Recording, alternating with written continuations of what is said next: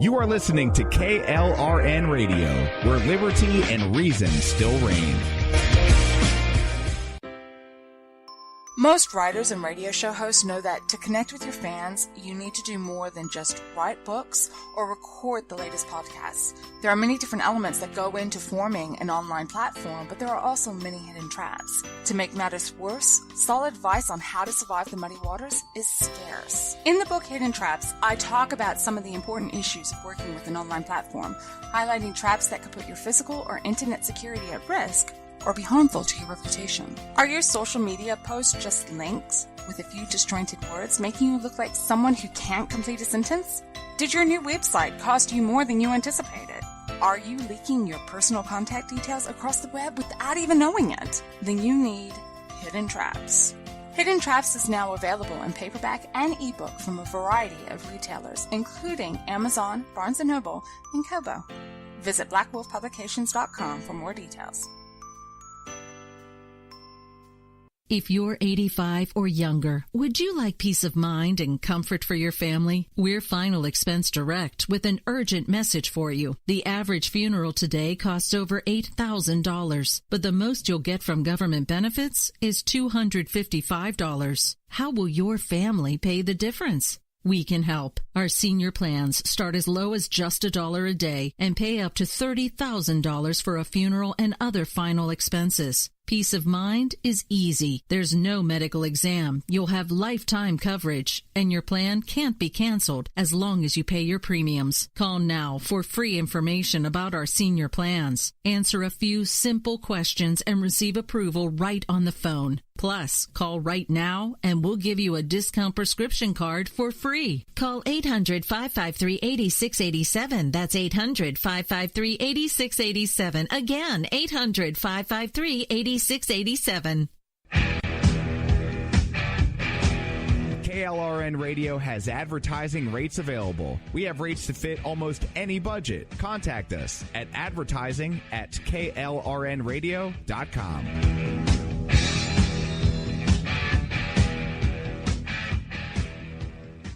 Everyone loves liberty. Our rights come from God, not the government. So why are you letting other people tell you what's best for your health care? Exercise your freedom with Liberty Health Share. Liberty Health Share is a community of people who voluntarily share one another's medical costs. Liberty Health Share is founded on the idea that most people truly want to help one another. Healthcare sharing allows members to do just that as a true community that supports one another in times of need. Liberty believes people should make decisions for themselves and their families. Members are able to take back the freedom to make their own decisions about their health care. Freedom from guilt or doubt about how your money is used. You have the freedom to direct your health care, not to be dictated to by bureaucrats. Stop letting others tell you what to do and join a community of like-minded people. Exercise your freedom. Join Liberty Health Share and take back the control of your health care while helping those around you. Call Liberty at 855-58-LIBERTY. Again, that's 855-58-LIBERTY for more information, or you can check them out at libertyhealthshare.org. Again, that's libertyhealthshare.org.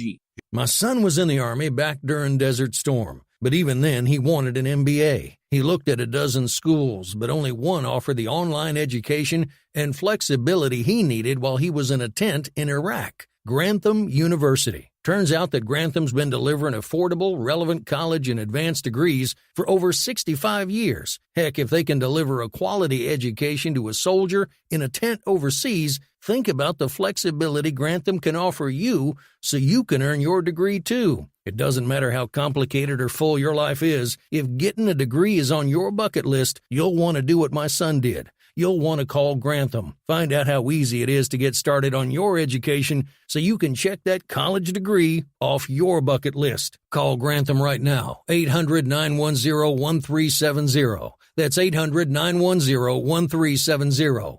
Flexible, affordable, relevant. Call 800-910-1370. At St. Jude, a family never sees a bill at all. It's like the world has been lifted off of your shoulders. St. Jude Children's Research Hospital. Finding cures, saving children. Learn more at stjude.org. Sometimes writers feel lost, unsure why a passage may not be working. The takes another set of eyes to help us nurture our writing into full maturity. At Black Wolf Editorial Services, we strive to enable writers to develop and grow, offering manuscript critiques and line edits through a mentoring editorial style. We also offer assistance on generating a writer's bio for your websites. Black Wolf Editorial Services, nurturing your writing into maturity. For a full list of services, visit blackwolfeditorial.com. You're listening to the Spark Radio Network, internet radio like you've never heard before. Innovation, creativity, and imagination are all said to begin with a spark.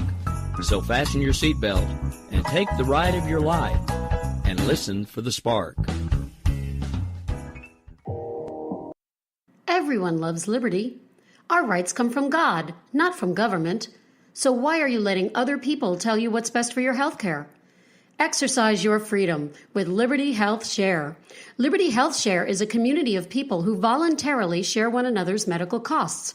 Liberty Health Share is founded on the idea that most people truly want to help one another.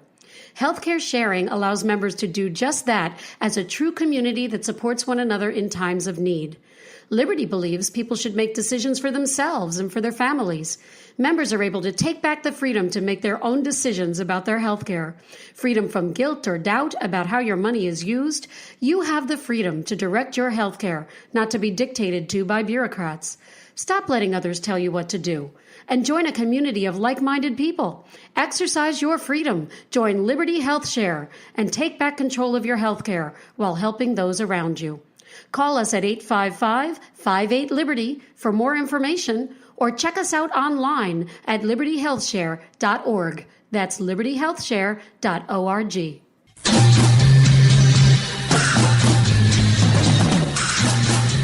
From the East Coast to the West Coast and around the world on the internet, we're coming to you live from the CCRS studios. This is the Conservative Commandos radio show with your host, Rick Schrader. The Conservative Commandos radio show, where the newsmakers go to be heard.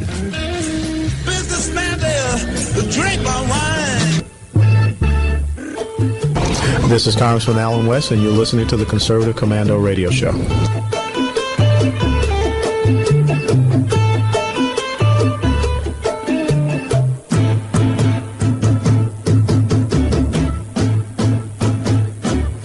Welcome, everybody, and welcome, fellow patriots. Welcome once again to the Conservative Commandos radio show.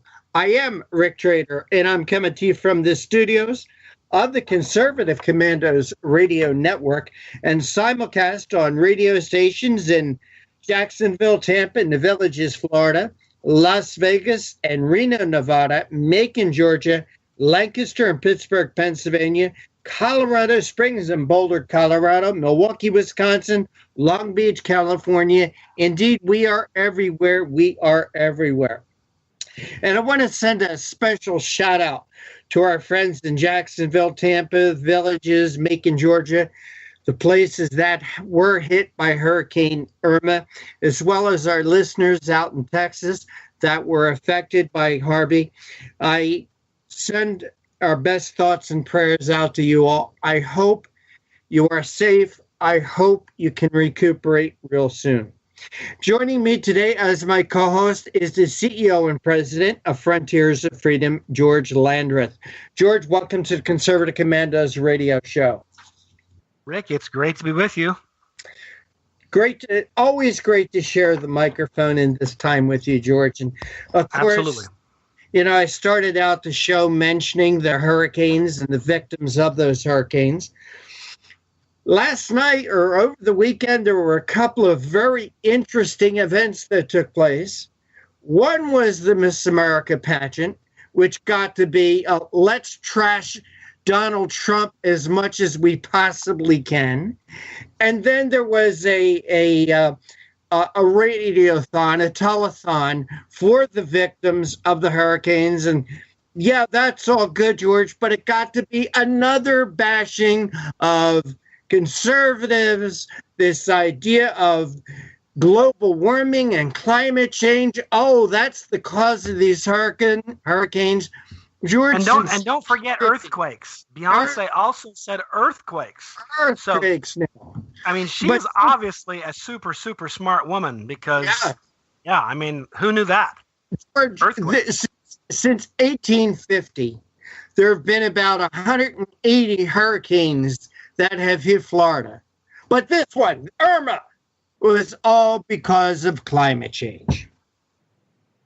Yep, you got to love it. And the 12 years since a major hurricane has hit down in that neck of the woods and, on the Gulf Coast. And we are to believe that those 10 years, of course, don't mean anything at all.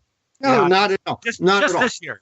Just this year. And this year proves climate change. It started January 1st, George. Actually, let me take that back. The 21st. It didn't start on January 1st. It started on January 20th. But, George, is it a wonder? Is it a wonder with all the gloom and doom in the world that many adult Americans still go to bed wrapped around their teddy bear, with their arms wrapped around their teddy bear?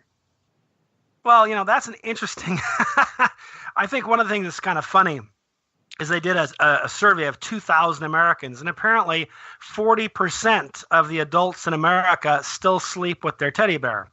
I'm assuming most of those are Hillary voters. Hillary voters and the snowflakes. Yeah. Don't get me wrong. I think teddy bears are great. I think they're awesome. But I think the idea as an adult that I would continue to have. I mean, I had a teddy bear when I was a kid. Sure. It was kind of cool, Well, George, I actually have my first teddy bear still today. But when I go to bed, I like to have my arm wrapped around my lovely bride. I mean, call me crazy, but I guess I have grown up a little bit from teddy bears to lovely ladies. But, George, I guess a lot of the snowflakes out there haven't. And, of course, you got Hillary Clinton that's out there talking about what happened. And she can blame everybody and everything, George, why she lost this election, except for one thing, George. She didn't have a message and the people didn't like her. Yeah. And, I've actually thought about it. I may have to buy a copy of her book, though, because it may be the only book I've ever seen where the cover of the book has not only poses the question, but provides the answer. At the top, it says, "What happened?" And at the bottom, it says, "Hillary Rodham Clinton." So I think there's a certain genius to this. I mean, I'm not normally an admirer of hers, but I thought, wow, you don't even have to read the book. Just the cover tells it all. And it was done unwittingly, I'm sure. What happened? Hillary George, Clinton. I wish we were doing video with this program, because we would put up a picture of the cover of that book. But again, what happened at the top? Hillary Rodham Clinton at the bottom. And, George, speaking of rodents, as I call her, Hillary Rodham Clinton, and here's the segue. Speaking of rodents, apparently there's a growing number of rats in D.C. That's what I mean, there is an interesting article, and it says that D.C. is being overrun by rats. Now, I suspect to most of our listeners, that is not actually worthy of a headline. It's like, I'm sorry, I already knew that. That's been true for years. But the headline in the Washington Post, oddly enough, in the D.C. politics section, bemoans the growing number of rats. And all I can say is I think most of America also bemoans the growing number of rats in Washington. But we're probably talking about a different problem, because they're talking about rodents, literally rodents, like, the little teeny things that run around and eat cheese. And I was talking about the duplicitous politicians. But at any rate. George isn't one in the same. Yeah, more or less. I think they visually look different, but if you were to check their DNA, they'd probably be the same. Oh my gosh. Well, there's something else. Ancestry DNA has this new thing about where you can test your DNA. Well, I guess we'll have to test the DNA of all these politicians in Washington and then catch a bunch of rats. And let's do DNA testing on this bunch of rats. And we'll find a common ancestor only a generation or two ago. Well, right. Certainly a common ideological ancestor, but. Well, George, talking about Washington politicians, at least there is one. I guess we could call him a politician now. He was elected president of the United States. He is in Washington. He is in the White House. Donald Trump is doing what he said he was going to do. In fact, there's been a record number of bombs dropped on ISIS in August. So once again, Donald Trump is doing what he said he was going to do, dropping bombs on ISIS. Yeah, and it's not just that August was the highest number. The June before August, meaning one of the first 5 months of his presidency, was the previous high. So it's just interesting. For example, they've already at this point. I take that back. As of August, the end of August, because that's where we have the count from, they had dropped more bombs on ISIS than they did in all of last year when Barack Obama was president. So it does, and we see the amount of area they control is reducing. And why that's important, it's not just important because the people who live there are no longer being, mistreated and so forth by these people and abused and tortured and caught on fire and all the other things they do, beheaded. It's that they were funding a lot of their operations by the taxes that they were collecting and the oil revenues that they could grab when they controlled land that had such things. And as we take land from them, their ability to shear taxes from the local populace as if they were sheep is taken away from them. So this is a twofold benefit. When you drop bombs on ISIS terrorists, you kill them, and you remove future funding sources for them. So it's a double benefit. It pays twice. And, Donald Trump, of course, was the, he was supposed to be the dummy, and it was, Barack Obama and Hillary Clinton who knew everything, right? That's what we were told all last year. And Donald Trump's figured it out. Well, George, we have to take a break now, but on the other side of the break, we're not done this segment of rats in Washington. We have some more news and stories about rats in Washington, but you are listening to the Conservative Commandos radio show with George Landreth and yours truly, Rick Trader, and we're coming to you from the studios of the Conservative Commandos radio network and around the world on the internet with American Patriots Broadcasting, TalkStream Live, SHR Media, KRLN Radio, iHeartRadio, AM/FM 24/7, Talk America Radio Network. Today's show, like all our shows, is being brought to you by the First Amendment, protected by the Second. Don't go away. George and I will be right back with some more rodents in Washington stories. The Conservative Commandos radio show is the commander of the Conservative Commandos radio network. We've established a front line of conservative leaders and ironclad patriots to revive the promise of America. There must be some kind of way out of here. We patriots have succeeded in securing the next 4 years of American prosperity, sovereignty, and liberty under President Donald Trump. But the fight is never over, and we must be forever vigilant. Do you have a passion for American values? Do you believe in preserving the American dream? If so, listen to the Conservative Commandos Radio Network or around the world on the internet at ccrshow.com and ccrsnetwork.com. Check out our websites for rebroadcasts and network updates. We are the Conservative Commandos Radio Network, where even more newsmakers go to be heard. Everyone loves liberty. Our rights come from God, not from government. So why are you letting other people tell you what's best for your health care? Exercise your freedom with Liberty Health Share. Liberty Health Share is a community of people who voluntarily share one another's medical costs. Liberty Health Share is founded on the idea that most people truly want to help one another. Healthcare sharing allows members to do just that as a true community that supports one another in times of need. Liberty believes people should make decisions for themselves and for their families. Members are able to take back the freedom to make their own decisions about their health care. Freedom from guilt or doubt about how your money is used. You have the freedom to direct your health care, not to be dictated to by bureaucrats. Stop letting others tell you what to do and join a community of like-minded people. Exercise your freedom. Join Liberty Health Share and take back control of your health care while helping those around you. Call us at 855-58-LIBERTY for more information or check us out online at libertyhealthshare.org. That's libertyhealthshare.org. I'm Sharon Engel, and I approve this message. I'm more convinced than ever that a constitutional free market conservative can win even in a battleground state like Nevada. Nevada's Congressional District 2 is a winnable seat where Trump won because these voters embrace the principles of sound governance and constitutional free market conservatism. The reality is the president can lead, but he cannot do it alone. In Congress, we contend with the Republicans who often do not support what the American people mandated on Election Day. Republicans in D.C. could lose this golden opportunity, and sadly, the biggest beneficiaries will be the establishment and crony capitalism. America is closely divided, with Nevada on the front lines of this ideological battle.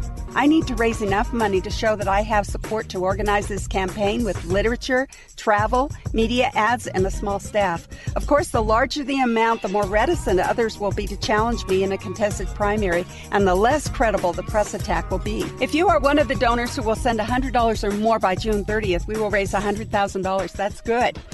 If you give $250 or more, we raise $250,000. That's great. And if you give $500 or more, we raise $500,000. That's excellent. The more we raise in the beginning, the greater the odds are that we win. Please join me on Twitter at Sharon Engel and Facebook. Even though Reed is no longer in charge, the establishment machine lives on to defeat anyone who challenges the status quo of crony capitalism. You can help. Give online at SharonEngel.com or mail a contribution to P.O. Box 17373, Reno, Nevada 89511.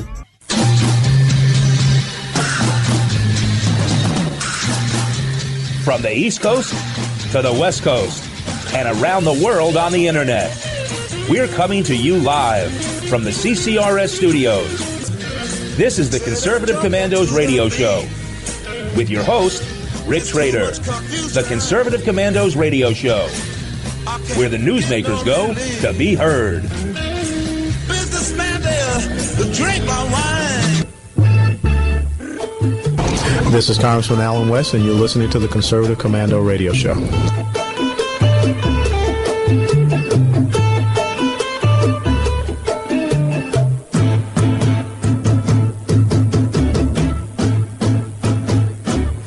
And welcome back to the Conservative Commandos radio show with George Landreth and yours truly, Rick Trader. And for rebroadcasts of our shows, please check out our websites, ccrshow.com or ccrsnetwork.com, or at midnight, log on to redstatetalkradio.com, or you could hear our show any time of the day from your phone by calling, and take this down, write this down, it is a new number, 712-770-9576, and again, that's 712-770-9576.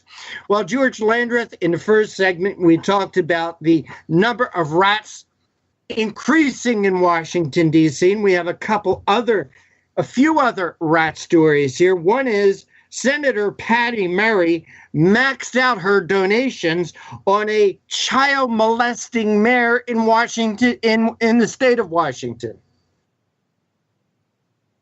You're exactly right. It's kind of an amazing thing. If a Republican even gets a $5 check from somebody who is a bad guy, that Republican is expected to, engage in self-flagellation and, do public penitence for hours. But you obviously can receive a $5 check without knowing anything about the person. But when you write a check for hundreds or thousands of dollars, you'd usually know who you're writing it to. Patty Murray, the senior senator from the state of Washington, has been sending money to the Seattle mayor, Ed Murray. He's the fellow Democrat. He's not related to her, however, who announced his resignation recently. I think it was a day or two ago. It was earlier this week. I can't remember exactly what day it was. But he's been accused now on 5 separate occasions with 5 separate credible stories that he sexually abused children and is a child molester. So I just want to know, when is Patty Murray. She donated apparently I think it was $1,000. So it wasn't just Anyhow, I just think at some point, when does she have to say, disavow this? I want her to publicly disavow child molestation. She's been funding it. For all we know, he used some of that money to fund his little episodes where he took advantage of children and abused them. So why doesn't she? I want a statement from her, an unequivocal statement condemning child molestation. And if she doesn't give it, it means she supports it.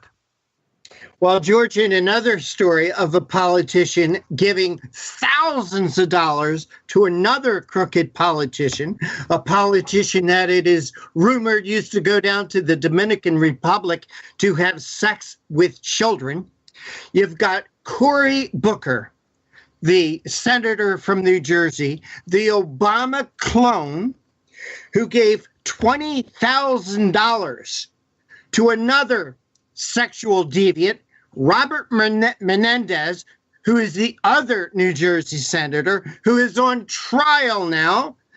Birds of a feather flock together, or should I say rats, George Landreth. Rats like sleeping in the same hole. That's exactly right. That is exactly right. Cory Booker has his own kind of sordid past and his own if you will, corruption issues.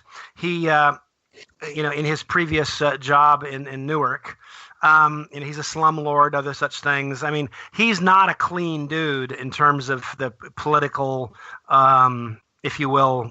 There's some people in politics who have, kept a mile away from corruption. He's not one of them. He's been, up to his neck in it his entire career. But because he's the darling of the left and he's the Barack Obama clone, some would argue that he may be, in a few years, the inheritor of the Democratic Party, to kind of try to recreate Barack Obama's electoral magic. That's why it gets ignored. It's all okay. But $20,000, and it wasn't to help this guy get reelected. It's to pay for his legal bills. And the funny thing is, people. It's just, even if you assume that Robert Menendez has only done what he's admitted to, he is a crook, and he does not belong in the U.S. Senate. Whether he belongs in prison or not, obviously the trial will determine. But he's admitted facts sufficient for us to know he's a dishonest scumbag. But that's okay, George, because Cory Booker, Robert Menendez, Patty Murray, the mayor of Seattle, they're Democrats. They're Democrats. Exactly right. So, boy, it never falls on them. You never hear about this in the mainstream media or the alphabet networks like ABC, NBC, CNBC, and I could go through the whole list. You never I'll give you an example. The Washington Post has not been covering the Robert Menendez trial. You can find hardly anything about it. The major networks are hardly following it at all. There are a few media outlets that are covering it. But the truth of the matter is the vast majority of the mainstream media has said, we don't care. But they will spend night after night after night after night pursuing a crazy story involving Russia. It's been investigated now for over 6 months. In fact, actually, I guess about 8 or 9 now. And there's not been a shred of evidence discovered on the matter. And people can say, how do you know? And I will tell you how I know. The special prosecutor is looking at tax returns at this point. That means he hasn't found anything yet. So he's hoping he can find somebody did something wrong on their taxes. Because as you know, a special prosecutor cannot get nothing. He's got to find something on someone, and it doesn't have to be related to the original thing. At some point, he will justify the time and the money he has spent by getting somebody on some technicality. It won't be Russia, and it won't be Donald Trump, but it will be something. So and it won't be Cory Booker. It won't be Robert Menendez. It won't be Patty Murray. Oh, because anything they spend their money on, it must be decent. And George, when we talk about Russia, I must remind our listeners that so far there hasn't been a shred of evidence found that there was any collusion between the Trump administration and anybody in Russia to infringe upon our election, to change a single vote, to get into a single voting machine. And by the way, George, if there was a Russian involvement in the 2016 presidential election, I have to ask you this question, George, and I'm sorry, I ask you every week, who was the president in November 2016, the night of the presidential election? Who was president, George? So we're talking last November? Yes, 2016. I think I can remember that because it wasn't too long ago. We're talking about, 10 months ago. Just a minute. Let me Google it. I'm not sure. Let me Google. Let's see. Oh, hey, it was Barack Obama. It was Barack Obama. So if there was a problem with our election, if somebody did get into our election and change the results in any way, either raise votes or lower votes or destroy data, Barack Obama was there. He was the president. It's his fault. It's his fault, George. So if there is an investigation into the Russian involvement in our election, why isn't Barack Obama being investigated? I think that's a very fair question. Why isn't John Kerry, who is the Secretary of State, being investigated? Why, George? Why is Loretta Lynch being investigated? She was law enforcement. Yeah, she was the Attorney General. Why aren't these people being investigated, George? That's what I'd like to know.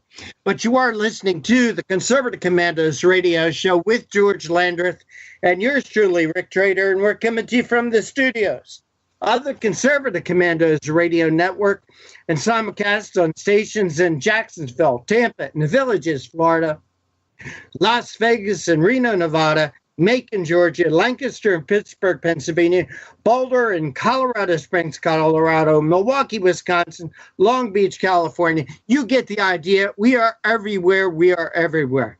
Don't go away. George and I will be right back with more news and commentary. The Conservative Commandos radio show is the commander of the Conservative Commandos radio network. We've established a front line of conservative leaders and ironclad patriots to revive the promise of America. There must be some kind of way out of here. We patriots have succeeded in securing the next 4 years of American prosperity, sovereignty, and liberty under President Donald Trump. But the fight is never over, and we must be forever vigilant. Businessman there, drink my wine. Do you have a passion for American values? Do you believe in preserving the American dream? If so, listen to the Conservative Commandos Radio Network or around the world on the internet at ccrshow.com and ccrsnetwork.com. Check out our websites for rebroadcasts and network updates. We are the Conservative Commandos Radio Network, where even more newsmakers go to be heard. Everyone loves liberty. Our rights come from God, not from government. So why are you letting other people tell you what's best for your health care? Exercise your freedom with Liberty Health Share. Liberty Health Share is a community of people who voluntarily share one another's medical costs. Liberty Health Share is founded on the idea that most people truly want to help one another.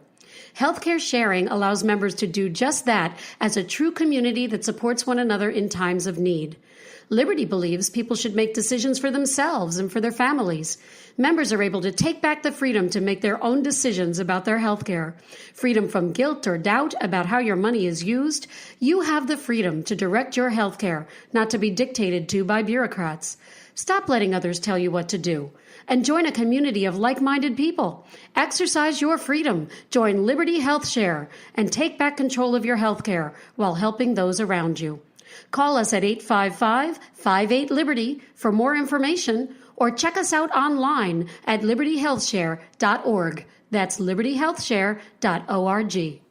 I'm Sharon Engel, and I approve this message. I'm more convinced than ever that a constitutional free market conservative can win even in a battleground state like Nevada. Nevada's Congressional District 2 is a winnable seat where Trump won because these voters embrace the principles of sound governance and constitutional free market conservatism. The reality is the president can lead, but he cannot do it alone. In Congress, we contend with the Republicans who often do not support what the American people mandated on Election Day. Republicans in D.C. could lose this golden opportunity, and sadly, the biggest beneficiaries will be the establishment and crony capitalism. America is closely divided, with Nevada on the front lines of this ideological battle. I need to raise enough money to show that I have support to organize this campaign with literature, travel, media ads, and a small staff. Of course, the larger the amount, the more reticent others will be to challenge me in a contested primary, and the less credible the press attack will be. If you are one of the donors who will send $100 or more by June 30th, we will raise $100,000. That's good. If you give $250 or more, we raise $250,000. That's great. And if you give $500 or more, we raise $500,000. That's excellent. The more we raise in the beginning, the greater the odds are that we win. Please join me on Twitter at Sharon Engel and Facebook. Even though Reed is no longer in charge, the establishment machine lives on to defeat anyone who challenges the status quo of crony capitalism. You can help. Give online at SharonEngel.com or mail a contribution to P.O. Box 17373, Reno, Nevada 89511.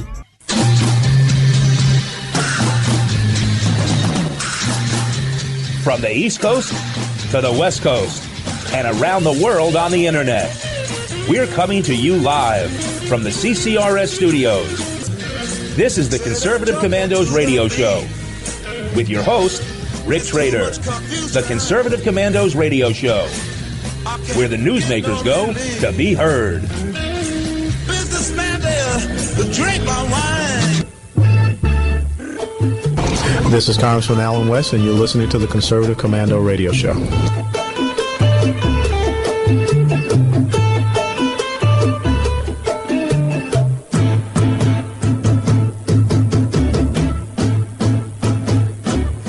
And welcome back. Welcome back to the Conservative Commandos radio show with George Landreth, President and CEO of Frontiers of Freedom, and yours truly, Rick Trader. And if you'd like to hear a rebroadcast of our show, please check out our websites, ccrshow.com or CCRS Network. And please like us and follow us on Twitter and on Facebook. On Twitter, it's Conservative Commandos, and on Facebook, it is the Conservative Commandos Facebook group page. Please follow us and like us and join our little club there on Facebook. We put up interesting information about our guests and show rebroadcast and the like. So, George, what's the latest goings on at Frontiers of Freedom? George, you got to take your mute off. Oh, there you go. Yep, I was starting to answer the question, but I was just talking to myself. We've been working on some interesting things. One of the things I was actually working on today was working on trying to help Scott Pruitt, the EPA administrator, with his vision of trying to fix what's been going wrong at the EPA. He's been trying to get the EPA back on track. Obviously, we all oppose pollution, but in the Obama administration, opposing pollution became an excuse to essentially try to take over businesses and run them. And as a result of that, what we saw was, loss of jobs. We saw businesses shutting down. We saw all kinds of crazy stuff going on. And what I think most Americans want is a clean environment and jobs. They're not necessarily exclusive. And so I think the Scott Pruitt has been a pretty good advocate for those items, and he has. So we were essentially working on trying to encourage him in a number of ways to continue on with that, because we often talk about the deep state when we're talking about the State Department, but that's true at everywhere. And one of the things that you can be guaranteed of is probably half the employees at the EPA are trying to stop him at every course, whatever they can do to stop him.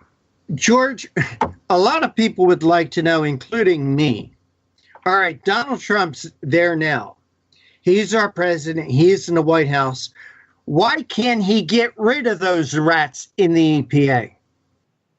Well, it's interesting. One of his problems is that because we have turned everything over to essentially, we have most of the federal employees can't be fired. They really, it's virtually impossible to fire them. I mean, we have stories of employees that have spent 5 years doing nothing but looking at porn all day, every day.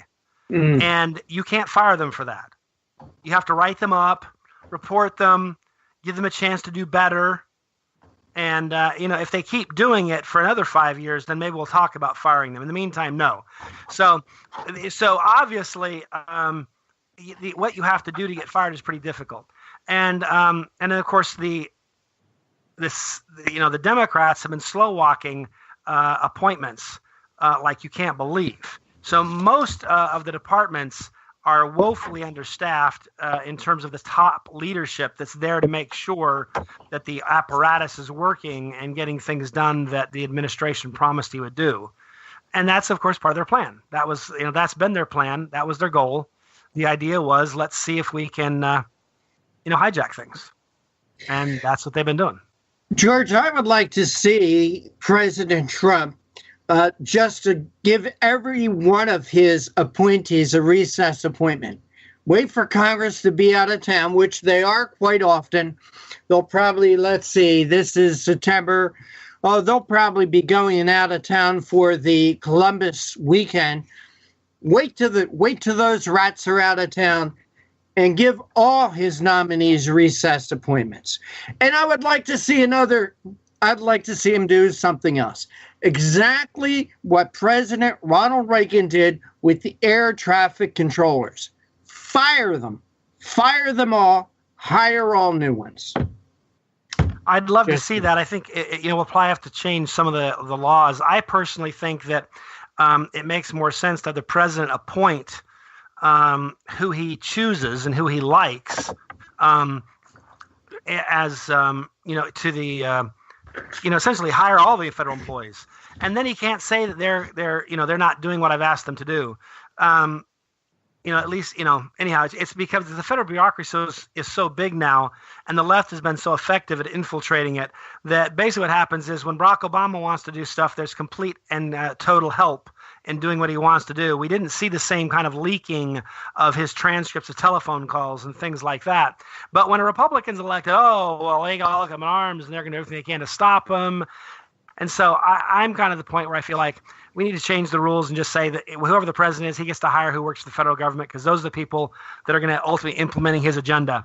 And if that means people have to lose their jobs, so be it. They can go out and find other jobs. That's okay. The rest of it. I don't know why in the government you shouldn't have to ever lose your job. Everyone else does. We all have the potential of losing our jobs in the real world. Only if you work for the federal government are you immune from that. George, you should have brought this up a little earlier in our program when we were talking about Hillary Clinton. But there is a report out, or a story out, of security contractors saying that the Clinton State Department silenced them on the Benghazi lapses. And I think that's important for us to talk about. Yeah, I do, because I think what it shows is that we were always right about Benghazi. If there was no blame there, if Hillary really did do a good job and it was just an unfortunate occurrence, because let's be honest, sometimes it does rain on the good and the bad, right? So maybe it wasn't her fault. But if that were the case, she wouldn't be silencing people and making sure they can't speak. That's what somebody does who has a guilty conscience and who knows they're to blame. And so as a matter of fact, what this shows is that Hillary was as guilty as sin, that she did all the things that we've always said she did, that there is no excuse for her, that she was a terrible Secretary of State. She was a failed Secretary of State. People died on her watch. And, it's a fair question to ask. It was a fair issue, even though the other day she was talking about how it was given way too much attention during the campaign. She was talking about Fox News, spent way too much time talking about Benghazi.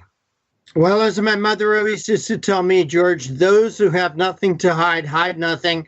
And maybe she should have wrote something about that in her book. Maybe she should have finally been a woman enough, I wanted to say a man enough, but a woman enough to come out and tell the American public the truth about that Benghazi mess. 4 Americans died, including our ambassador. We've never gotten a true story out of that. That's no, exactly. What we got was just lies and obfuscation. That's all we got. It's very frustrating because as a practical matter, they lied through their teeth during a presidential election rather than tell the American public what they did. To this day, we still don't even know where President Barack Obama was that night. No, there was hours that he was missing. He was missing from like 5:30 to 11:30. No one could get a hold of him. Leon Panetta, who was the Secretary of Defense, couldn't get a hold of him. I forget the guy's name, Chief of Staff, couldn't get a hold of him. They couldn't get a hold of him. They couldn't find him from 5:30 to 11:30 at night. And then the next day he goes running a skinny little butt out to Nevada on a fundraiser. He goes on a fundraiser, and our consulate is in flames. 4 Americans are dead, including our ambassador. What's important to Barack Obama? Getting his skinny little butt to a fundraiser. George, I hate to do this, but it's break time again. Time sure does fly when we're having fun. But you are listening to the Conservative Commandos radio show with George Landreth and yours truly, Rick Trader, coming to you from the studios of the Conservative Commandos radio network and around the world on the internet with American Patriots Broadcasting, TalkStream Live, SHR Media, KRLN Radio, iHeartRadio, AM/FM 24/7, Talk America Radio Network. We're everywhere. Don't go away. George and I will fill you in on who our guests are for today.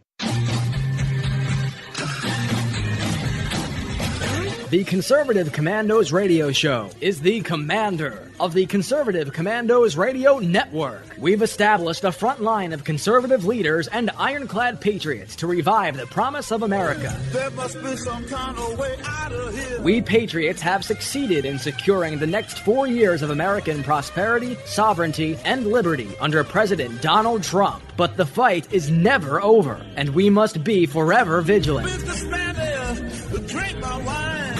Do you have a passion for American values? Do you believe in preserving the American dream? If so, listen to the Conservative Commandos Radio Network or around the world on the internet at ccrshow.com and ccrsnetwork.com. Check out our websites for rebroadcasts and network updates. We are the Conservative Commandos Radio Network, where even more newsmakers go to be heard.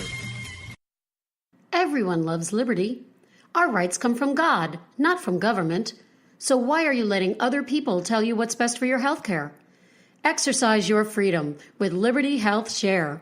Liberty Health Share is a community of people who voluntarily share one another's medical costs. Liberty Health Share is founded on the idea that most people truly want to help one another. Healthcare sharing allows members to do just that as a true community that supports one another in times of need. Liberty believes people should make decisions for themselves and for their families. Members are able to take back the freedom to make their own decisions about their health care. Freedom from guilt or doubt about how your money is used. You have the freedom to direct your health care, not to be dictated to by bureaucrats. Stop letting others tell you what to do, and join a community of like-minded people. Exercise your freedom. Join Liberty Health Share and take back control of your health care while helping those around you. Call us at 855-58-LIBERTY for more information, or check us out online at libertyhealthshare.org. That's libertyhealthshare.org. I'm Sharon Engel, and I approve this message. I'm more convinced than ever that a constitutional free market conservative can win even in a battleground state like Nevada. Nevada's Congressional District 2 is a winnable seat where Trump won because these voters embrace the principles of sound governance and constitutional free market conservatism. The reality is the president can lead, but he cannot do it alone. In Congress, we contend with the Republicans who often do not support what the American people mandated on Election Day. Republicans in D.C. could lose this golden opportunity, and sadly, the biggest beneficiaries will be the establishment and crony capitalism. America is closely divided, with Nevada on the front lines of this ideological battle. I need to raise enough money to show that I have support to organize this campaign with literature, travel, media ads, and a small staff. Of course, the larger the amount, the more reticent others will be to challenge me in a contested primary, and the less credible the press attack will be. If you are one of the donors who will send $100 or more by June 30th, we will raise $100,000. That's good. If you give $250 or more, we raise $250,000. That's great. And if you give $500 or more, we raise $500,000. That's excellent. The more we raise in the beginning, the greater the odds are that we win. Please join me on Twitter at Sharon Angle and Facebook. Even though Reed is no longer in charge, the establishment machine lives on to defeat anyone who challenges the status quo of crony capitalism. You can help. Give online at SharonAngle.com or mail a contribution to P.O. Box 17373, Reno, Nevada 89511.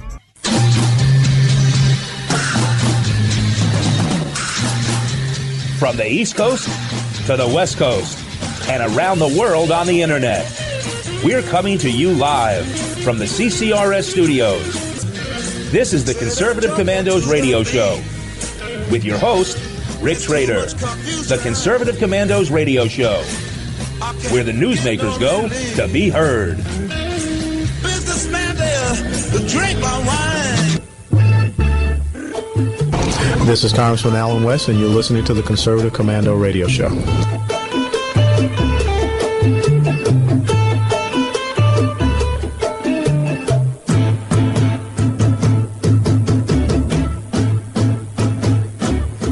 Welcome back. Welcome back to the Conservative Commandos radio show with George Landreth and yours truly, Rick Trader. And again, for rebroadcasts of our shows, check out our websites. That's the best place, ccrshow.com or CCRS Network. Or at midnight, log on to redstatetalkradio.com, or you can hear our show any time of the day from your phone, simply by calling 712-770-9576, 712-770-9576. You don't need an app. You don't need to download anything. You just need a telephone and that number. George, couple of great guests joining us today. That's the truth. First off, we have Phil Kerpen. He is the president and founder of American Commitment. Friend of the show. He's a friend of mine. He has been somebody who has done a lot of really excellent work fighting in the battle against liberalism and fighting for liberty and freedom. We're going to talk to him about the trial going on with Senator Bob Menendez. It's a corruption trial. Phil's been following it closely. He's exerted a lot of leadership on this. And I think it'll be both informative, and I think he'll help us understand maybe what we should do about it, too. Because right now, it seems like Congress is trying very hard, the Democrats in Congress, I should say, want him to serve whether he's convicted or not. And he's got something to say on that. And then our next interview is Dr. Cal Beisner, and he is the founder and the national spokesperson for the Cornwall Alliance for the Stewardship of Creation. And they're active in a number of issues, but as they are a leader in the issue of climate change and distinguishing between what's going on, fact and fiction, fake news, real news. And we've had some very unfortunate events, weather events, and of course the left has seized upon these as opportunities to say, see, there is global warming, so we thought we'd talk with Cal about that. He can give us a good perspective on what's going on there and tell us kind of what's going on the ground and what the real situation is. So I think it'll be worth a great conversation. George, it'll be especially interesting to hear from Phil Kerpen from Americans Commitment. Phil Kerpen is the guy that outed Van Jones, so that makes him a hero in my book. I'm with you. Phil's a good guy, and I think it'll be a very interesting interview because I've talked to Phil about this topic, so I have a good idea of some of the things he'll say. I was at a meeting last week where I asked him to give us an update on that, and he did a great job. So if he does half as good a job for the interview that he did last week, it'll be a home run or a grand slam. I'm sure it will be. Well, George, earlier in our show, we started out talking about the Miss America pageant that got to be a Donald Trump bashing, and then the telethon, which got to be a global warming infomercial. But there was something else in the news that has been garnering a lot of attention. And I don't know why these celebrities, I don't know why these sports personalities have to venture into politics. They do. For instance, like Colin Kaepernick. And by the way, that cost him his career. But also you have this commentator. It didn't help that he stunk either, but yeah. Well, that's beside the point.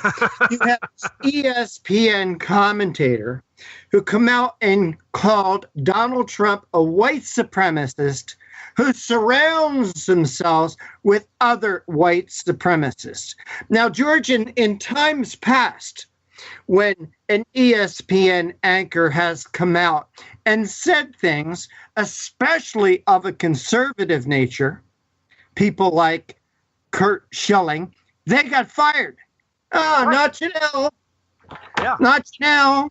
Yeah, right. They basically said we talked to her and she understands that was a no-no.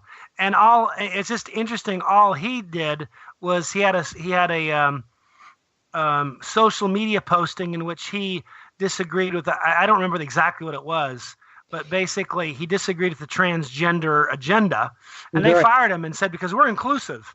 Well, my question is, are they going to be inclusive when it comes to half the country, or a little over half the country, actually? But so it's interesting, the double standard that they have there, because he did not accuse anyone of something as vile as being a white supremacist. Mm-hmm. He disagreed, as I recall, and again, maybe I'm wrong, but I don't have the tweet in front of me. My recollection was he made a smart crack about the transgender kind of political agenda and how kind of... Well, it was about the bathroom. It was about the bathroom thing in North Carolina. Yeah.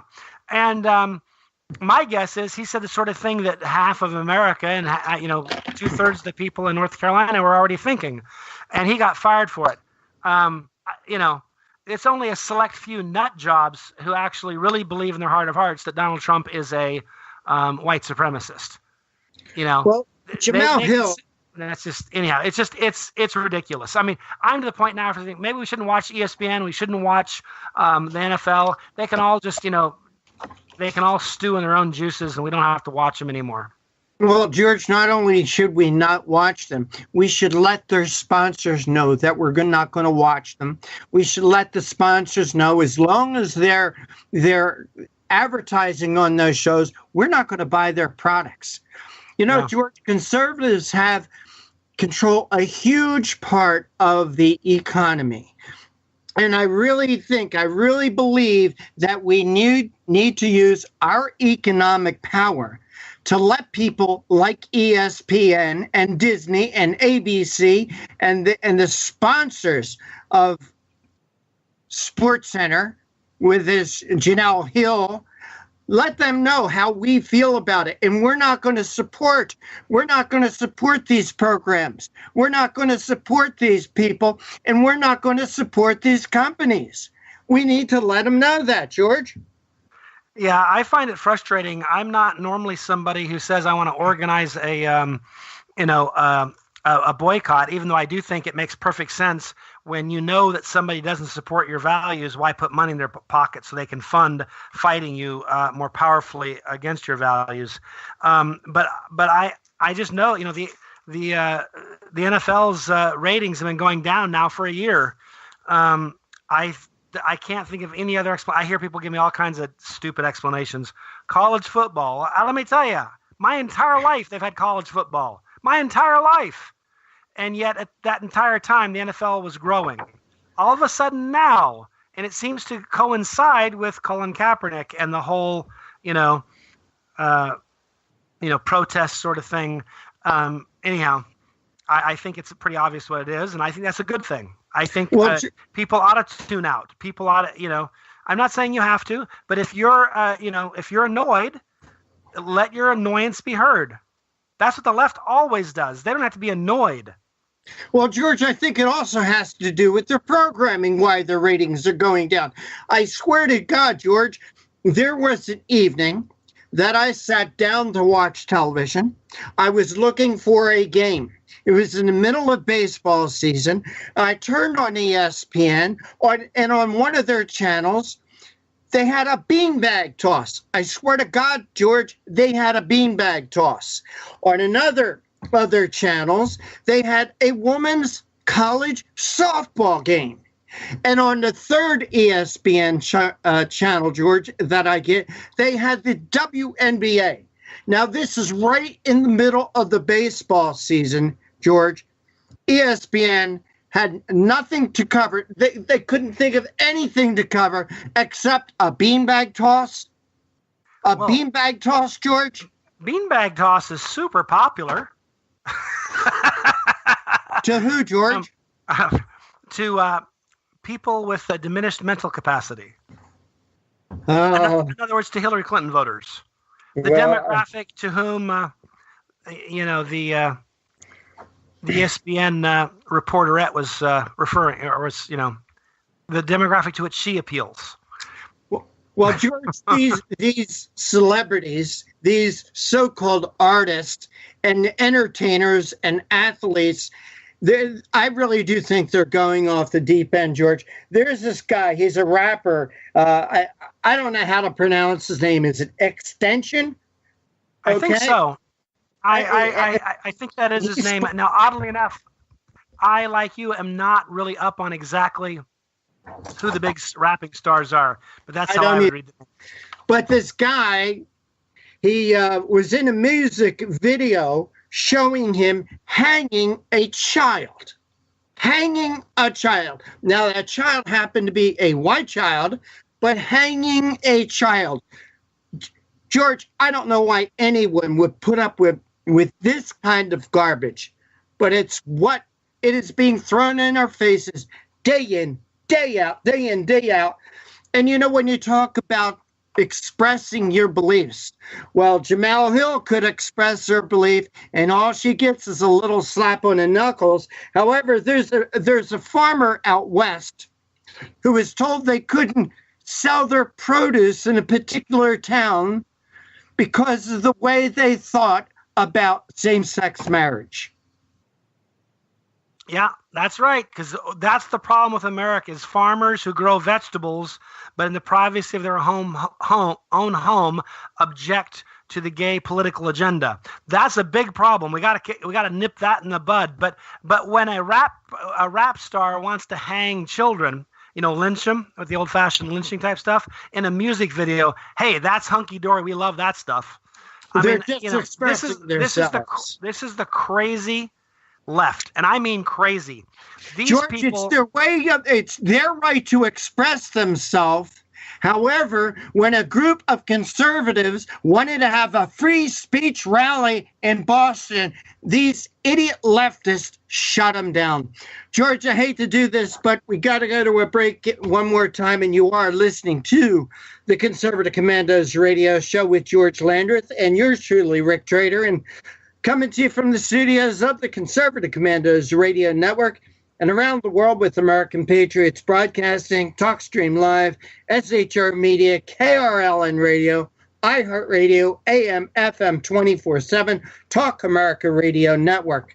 Don't go away. On the other side, we'll be introducing our guest, Phil Kerpen.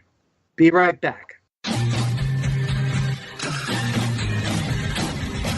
The Conservative Commandos Radio Show is the commander of the Conservative Commandos Radio Network. We've established a front line of conservative leaders and ironclad patriots to revive the promise of America. There must be some kind of way out of here. We patriots have succeeded in securing the next 4 years of American prosperity, sovereignty, and liberty under President Donald Trump. But the fight is never over, and we must be forever vigilant. Businessman there, drink my wine. Do you have a passion for American values? Do you believe in preserving the American dream? If so, listen to the Conservative Commandos Radio Network or around the world on the internet at ccrshow.com and ccrsnetwork.com. Check out our websites for rebroadcasts and network updates. We are the Conservative Commandos Radio Network, where even more newsmakers go to be heard. Everyone loves liberty. Our rights come from God, not from government. So why are you letting other people tell you what's best for your health care? Exercise your freedom with Liberty Health Share. Liberty Health Share is a community of people who voluntarily share one another's medical costs. Liberty Health Share is founded on the idea that most people truly want to help one another. Healthcare sharing allows members to do just that as a true community that supports one another in times of need. Liberty believes people should make decisions for themselves and for their families.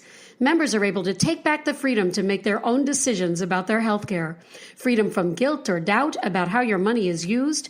You have the freedom to direct your health care, not to be dictated to by bureaucrats.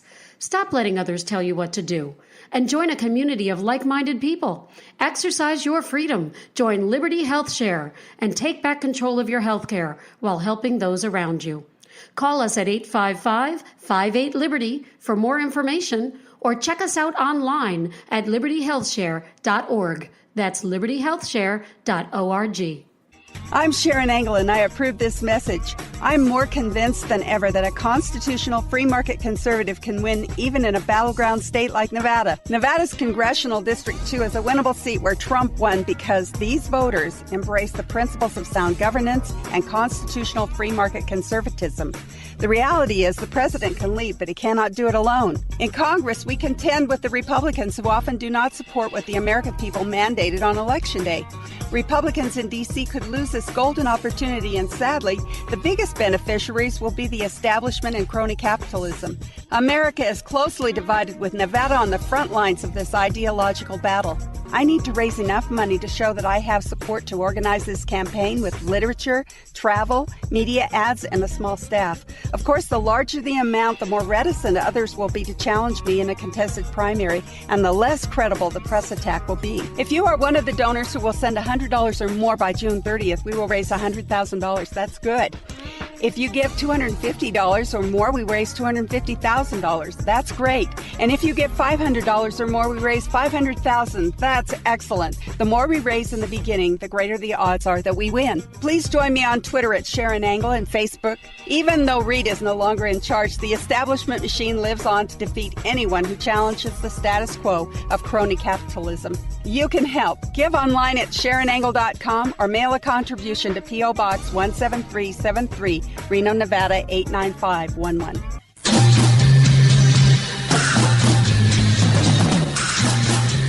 From the East Coast to the West Coast and around the world on the Internet, we're coming to you live from the CCRS studios. This is the Conservative Commandos radio show with your host, Rick Trader. The Conservative Commandos radio show, where the newsmakers go to be heard. Businessman there, drink my wine. This is Congressman Alan West, and you're listening to the Conservative Commando radio show.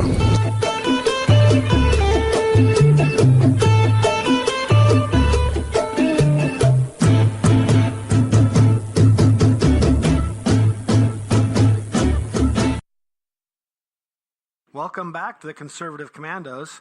I just want to remind our listeners, if you'd like to hear a rebroadcast of today's show, you can check out our websites, ccrsnetwork.com, ccrshow.com. You can also go to Red Nation Rising Radio and Red State Talk Radio.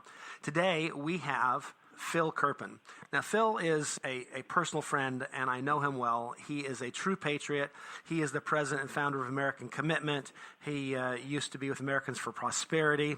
He's been a thought leader in the conservative movement for a long time, and he has been following closely the trial going on in New Jersey involving their senior senator, Senator Menendez, Robert Menendez. So first, Phil, welcome to the Conservative Commandos. I appreciate you spending time to be with me here today. Hey, George, great to be with you. Now, fill us in on what's going on here. Network news is acting like it doesn't even exist. The trial of a sitting United States senator doesn't rate mention on any of the network newscasts. I find that very odd. But just to recap the trial for folks who are not familiar with the background, and a lot of this happened years ago because he stalled this out so long. So some people may have forgotten what they did know about the case. Basically, the senator is on trial for bribery, honest services fraud, and making false statements. And there are a variety of counts on each of those three. bribery crimes, and his co-defendant is an eye doctor from Florida named Solomon Melgen, who has already been convicted in a separate trial of one of the largest Medicare fraud schemes in U.S. history. He stole over $100 million from Medicare, and that's pretty central to the bribery case as well, because the bribes in this case took the form of a lavish lifestyle of luxury that this eye doctor shared with Senator Menendez. He had full access to his private jet whenever he wanted to take it, to go to luxury resorts in the Dominican. His private villa at Casa de Campos, a luxury resort in the Dominican in particular, was the usual destination, also trips to Paris and elsewhere. And in return for this sort of international luxury lifestyle, in return for those bribes that were provided in that form, the senator took a number of official actions. And those official actions included getting visas for supermodel girlfriends of Dr. Melgen, and there are at least 3 that have been brought up at the trial, one from Ukraine, one from Brazil, and one from the Dominican. They're all very fetching. Supermodels, the word for it. So Menendez got the visas approved. They had been rejected, at least in one case previously, and the Menendez interceded and got their visas approved. He tried to steer a port security contract to scan incoming cargo in the Dominican Republic to Dr. Melgen, who has no background of any kind in security. He's an eye doctor. But Menendez tried to get DHS to lean on or I think the State Department to lean on the Dominican Republic to grant him a port security contract worth hundreds of millions of dollars. But what I think is the most significant pro quos for the quid of that international luxury lifestyle, and this has not yet been covered at the trial. It's coming next week. He tried to get the Medicare fraud investigation dropped, and in fact, and remember, this Medicare fraud, the money stolen from Medicare, from me and you and all the taxpayers listening to this was paying for this lifestyle. The eye doctor stole $100 million from Medicare, and that's what was paying for the private jets and the luxury resorts and everything else that Senator Menendez was enjoying, all of these bribes. Menendez, in return, tried to get the investigation dropped, and at the time, it was only an $8.9 million Medicare fraud investigation. It ended up being more than $100 million by the time he was convicted. But Menendez actually sat down with the Secretary of Health and Human Services at the time, Kathleen Sebelius, in Harry Reid's U.S. Capitol office and told her to intercede and drop the investigation and essentially to rule that Melgen had done nothing wrong with all of the money he had stolen from Medicare. And the nature of the fraud, I don't know how much detail you want here, George, so stop me if you want. No, the nature of the fraud was an injectable drug called Lucentis that is used in certain eye procedures, and it comes in a single-use vial. And Medicare pays $2,000 per vial for this drug, so it's a pretty expensive drug.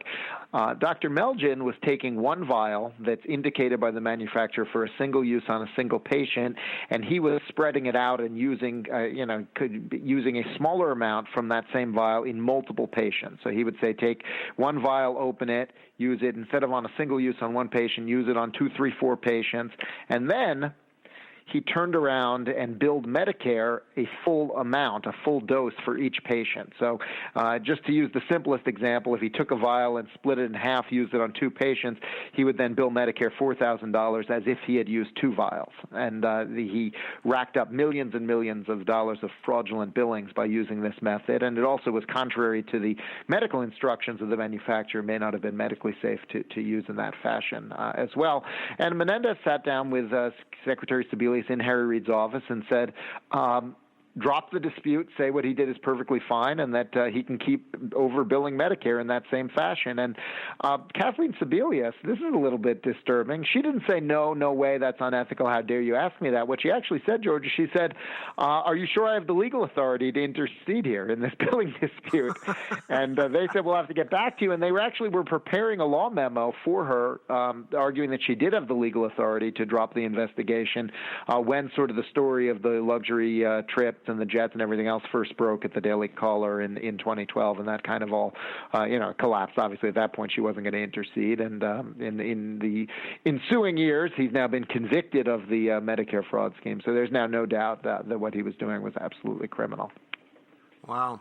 Now, is his defense, I didn't do these things?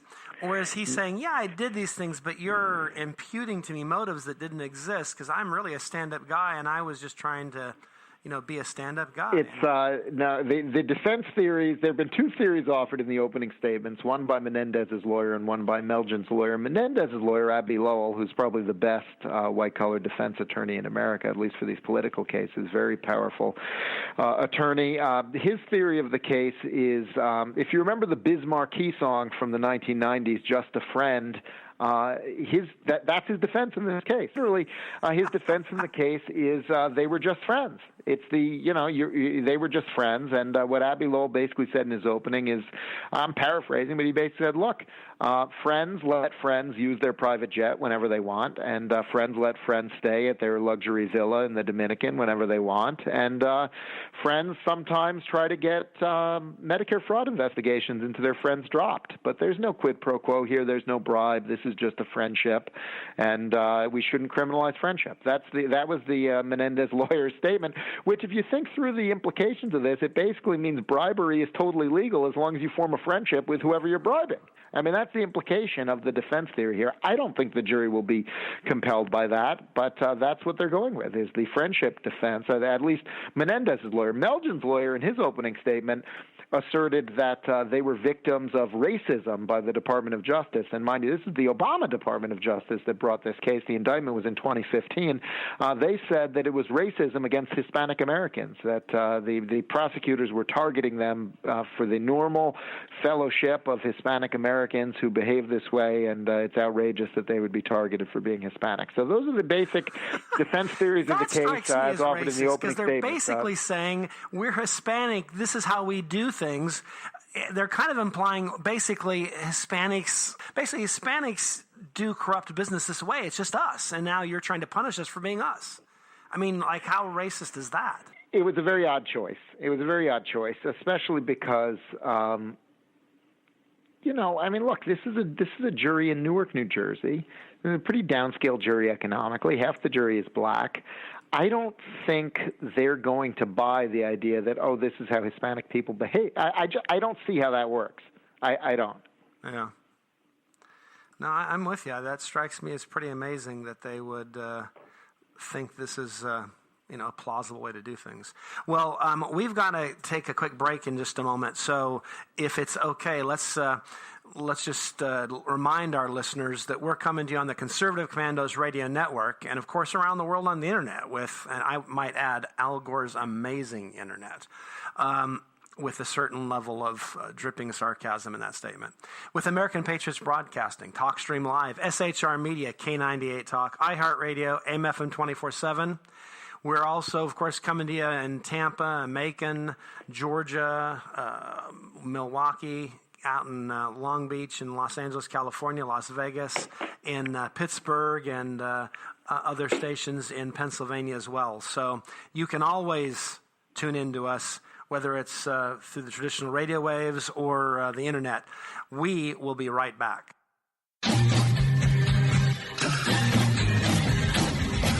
The Conservative Commandos Radio Show is the commander of the Conservative Commandos Radio Network. We've established a front line of conservative leaders and ironclad patriots to revive the promise of America. There must be some kind of way out of here. We patriots have succeeded in securing the next 4 years of American prosperity, sovereignty, and liberty under President Donald Trump. But the fight is never over, and we must be forever vigilant. Businessman there, drink my wine.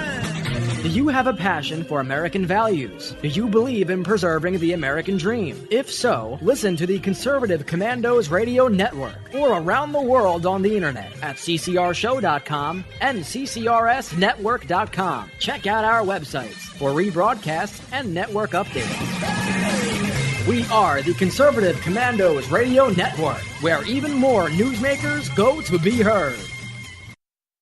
Everyone loves liberty. Our rights come from God, not from government. So why are you letting other people tell you what's best for your health care? Exercise your freedom with Liberty Health Share.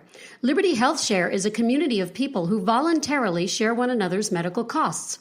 Liberty Health Share is founded on the idea that most people truly want to help one another.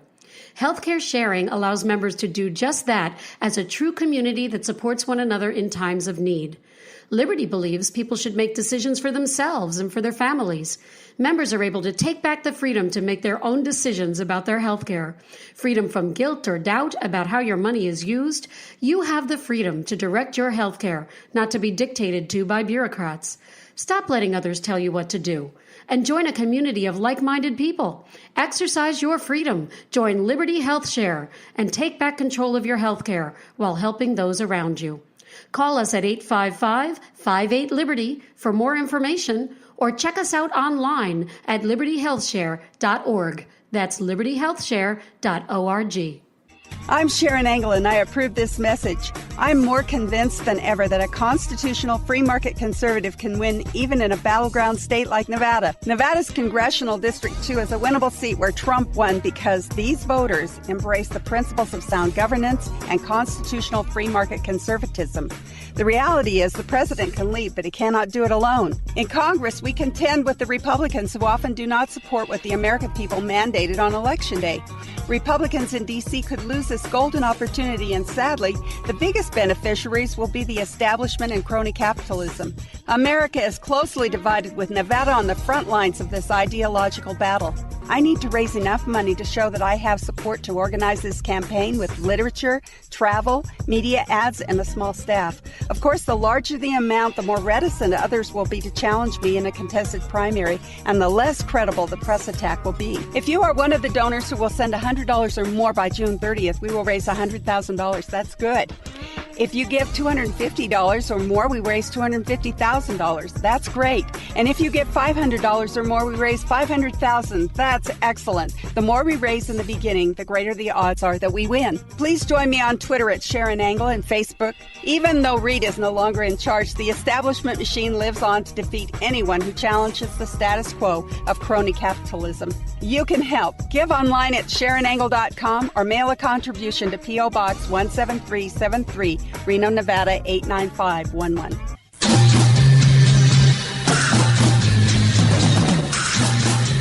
From the East Coast to the West Coast and around the world on the Internet, we're coming to you live from the CCRS studios. This is the Conservative Commandos radio show with your host, Rick Trader. The Conservative Commandos radio show, where the newsmakers go to be heard. Businessman there, drink my wine. This is Congressman Alan West, and you're listening to the Conservative Commando radio show.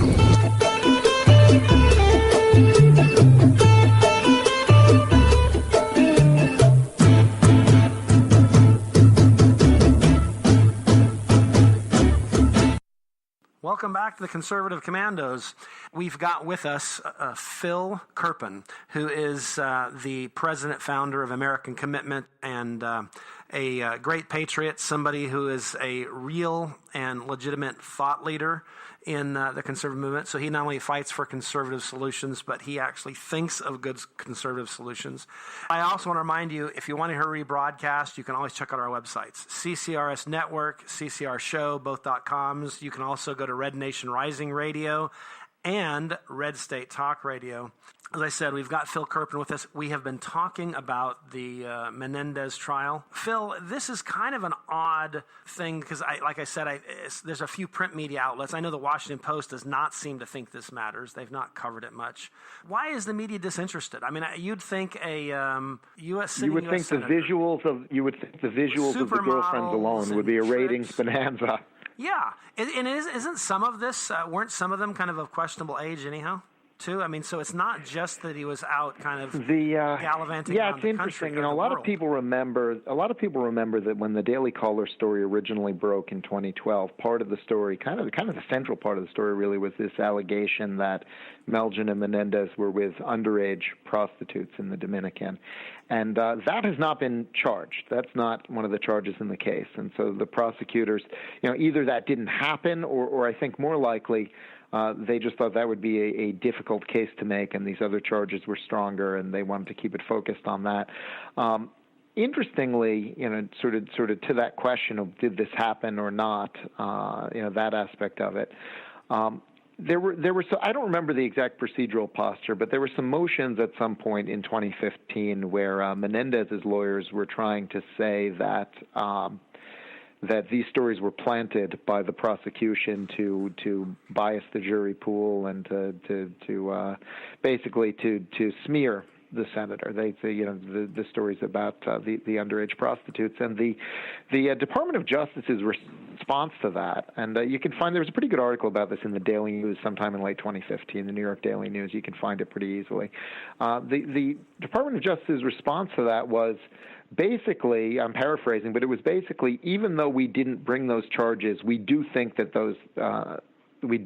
that did happen, and if he continues to pursue this line of reasoning, we'll defend that it actually happened. And his lawyers didn't mention it again after that, but I thought that was kind of interesting. So they do seem to have evidence that happened, even though they chose not to bring those charges. And so I usually don't talk about that aspect of it, because what they actually did charge is so is so outrageous and so criminal that I don't think we need to get into things that the prosecutors chose not to bring. But people do ask about that because it was so central to the early coverage of the scandal.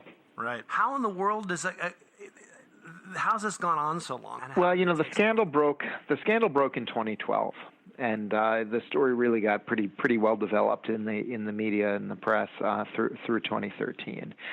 And one of the things that I argued at the time is, and Senator Menendez was at the time the chairman of the Senate Foreign Relations Committee, which made him one of the most powerful members of the Senate and one of the most powerful Americans in terms of our foreign policy to the world and all of the issues that run through that committee. And one of the things that I argued at the time is I said, look, this guy's got to resign. He's got to resign because the fact that he could be indicted at any moment is a huge problem for the separation of powers and for the ability of the Senate to conduct foreign policy in an independent way, because the administration has massive leverage over him by saying we could indict you anytime you disagree with our position or say something we don't like. And, to Menendez's credit, I think that there were times that the administration tried to pressure him using the threat of this investigation hanging over his head, and he did not buckle to that pressure. He remained a pretty strong critic of the Obama administration on things like the Iran deal and on in the Cuba policy and other things. But I do think that that's why this took so long, is they wanted to hold it out there to squeeze him, to control him, to have the threat hanging over his head. So I think that was really outrageous. To the extent that that's true, and a lot of people think that happened, that was pretty outrageous misconduct by the Obama administration. What it does not mean, and this is a leap that some people make incorrectly in my view, it does not mean in any way that Menendez is innocent or that the prosecution itself is politically motivated. If anything, it means that he benefited from this being stalled and delayed because they perceived political leverage from that. But the facts are still the facts in the case, and he's still, in my opinion, pretty clearly guilty. But I think that's part of why it took so long those first couple of years, is they saw political leverage in keeping the possibility of an indictment hanging out there. Now, after the indictment was finally issued in April 2015, we have this other question: why did it take 2.5 years to get to trial? And that is because Menendez tried to argue that the speech or debate clause of the Constitution protected all of his actions. And so, when he was trying to get the visas approved and when he was trying to steer the port security contract, trying to get the Medicare fraud investigation dropped, his argument was those were all actions of his in an official senatorial capacity, no different than giving a speech on the floor of the U.S. Senate, and therefore they're protected speech or debate as a senator, and they cannot be prosecuted. And that argument lost at the district court. It lost on appeal to the Third Circuit Court of Appeals, and the Supreme Court rejected cert. And so that's what took so long between the indictment and the trial, was him pursuing that pretty frivolous claim. And then, ironically, now he's back. Now he's at trial, and he's making the exact opposite factual assertion as part of his defense. In addition to the friendship defense, they're also arguing that the acts he took were not official acts.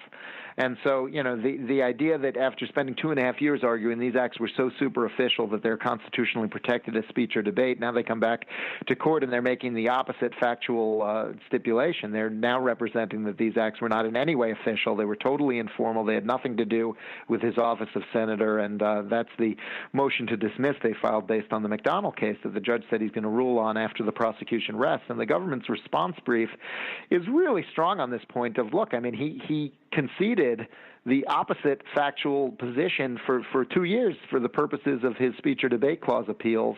He doesn't now get to revise his representations of the facts to suit his new legal theory. One of the things that I think is interesting is just kind of the day-to-day happenings in this trial. I mean, the facts and evidence are just so overwhelming that I don't think the first week has gone very well for Menendez at all. I mean, for instance, they heard from an executive at American Express who runs their points program. One of the bribes, alleged bribes in this case, was the gift of a Paris hotel suite that Melgen paid for with his American Express points. He spent 650,000 points on this suite for Senator Menendez, and they asked the that's some room.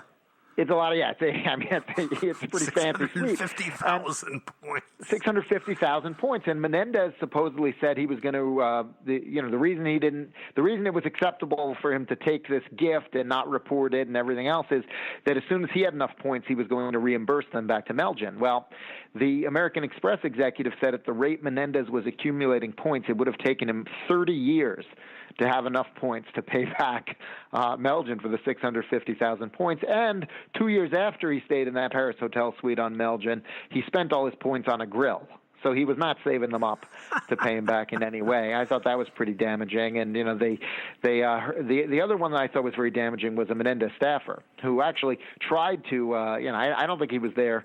I think he was there because he was subpoenaed. I didn't think he wanted to turn against his former boss, but they had him basically explaining how he got visas for all of these supermodel girlfriends that Menendez interceded to get them approved. In one case, visas for a 22-year-old Dominican model and her 18-year-old sister had been rejected, and Menendez got them a second interview and a reversal, and they got approved. And this particular staffer sent an email from his personal email address to Menendez's chief of staff's personal email address that said none of these visas would have been approved if not for Bob Menendez. And I always think it's interesting when they use the personal email. It's like, people still don't get that prosecutors will discover your personal email address, and it really just makes it look like you were trying to hide something. So I thought that was very damaging for Menendez. And then they had two of the three supermodel girlfriends take the stand. And while I don't think their testimony was particularly damaging, I think the prosecution wanted the jury to see them to sort of make clear the kind of lifestyle that Menendez and Melgen were living on the private jet and the resorts with the girls and so forth. And I think that optics, that perception is going to be pretty damaging with a jury of regular people from Newark, New Jersey. Wow. And then George, and then yesterday they heard from the pilot who flew the plane that Menendez claimed he never flew on, and then after he got busted, he claimed he only flew on 2 times. And this one pilot, he was one of the 2 pilots who worked for Melgen. Just this one pilot said that he flew Menendez on 16 flight segments, and he was such a regular special passenger that he stocked the plane with the special fruit juices that Menendez liked to drink. So that was pretty damaging too, I thought. Yeah, absolutely. Well, we've got our time's about up, so I want to ask you 2 things. If you were to predict an outcome of the trial, let us know what you think that outcome will be. And then secondly, how can our listeners follow you? I think Menendez's best chance will be his motion to dismiss based on the McDonnell precedent at the Supreme Court, and the judge is going to rule on that, as I said, after the prosecution rests. If he doesn't win that and it goes to the jury, I think he will very likely be convicted. So I give him I probably give him about a 25% chance of getting off on the motion to dismiss, just because the Supreme Court so severely narrowed what counts as an official act that I think he's got a real chance on that. But if he fails on that, I think conviction's going to be something like an 80 or 90% likelihood. You never want to say total confidence because juries can do unpredictable things, and we've all seen that many times over the years. But I think if he doesn't win that motion to dismiss, a conviction becomes very, very likely. And people want to see. I've been tweeting a lot about this trial in particular, and you can see me on Twitter at Kerpen, my last name, K-E-R, P as in Peter, E-N as in Nancy. And if you want to see all our work at American Commitment is on the website, americancommitment.org. One of the things we have going there is a petition to ask your United States senators if they think that Bob Menendez should be allowed to stay in the Senate even if he's a convicted felon bribe taker, because believe it or not, Democrats are floating the idea of letting him stay even after a conviction, which I just find completely astonishing. So we're trying to get them on the record on that. So far, no Democratic senator will even answer the question, which is not a good indicator. So that's on our website at AmericanCommitment.org is a form letter you can use to send that. And we're on Facebook. Just type in American Commitment. You can find us that way. Excellent. Well, thank you so much, Phil. I just want to remind our listeners, we're coming to you on the Conservative Commandos Radio Network. Don't go away.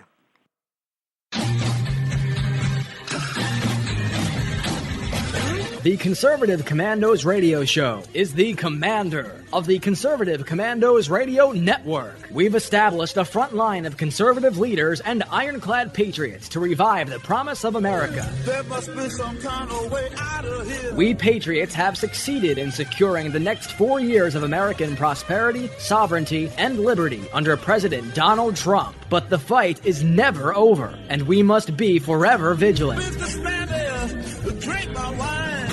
Do you have a passion for American values? Do you believe in preserving the American dream? If so, listen to the Conservative Commandos Radio Network or around the world on the internet at ccrshow.com and ccrsnetwork.com. Check out our websites for rebroadcasts and network updates.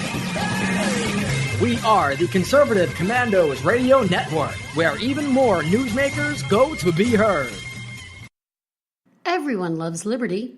Our rights come from God, not from government. So why are you letting other people tell you what's best for your health care? Exercise your freedom with Liberty Health Share.